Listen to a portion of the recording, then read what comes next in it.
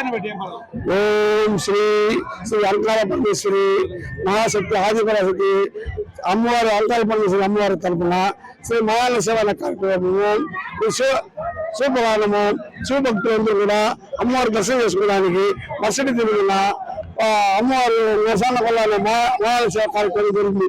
ఇది పూర్తిగా కూడా 25 నుండి 30,000 మంది పైన జనాలు అమ్మవారిని దర్శనం చేసుకోవడం జరుగుతుంది.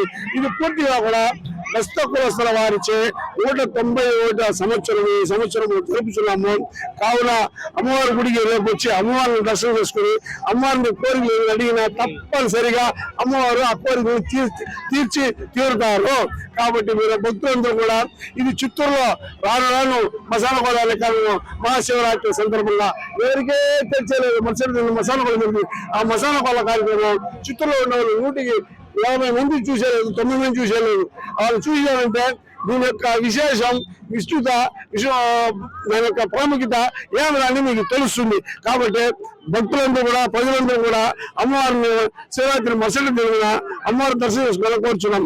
అటు రాని పక్షంలో అమ్మవారి గుడికి వచ్చి వీరపానాయుడు బెస్ట్ వీధిలో అమ్మవారిని దర్శనం చేసుకోవాలని కోరుచున్నాం.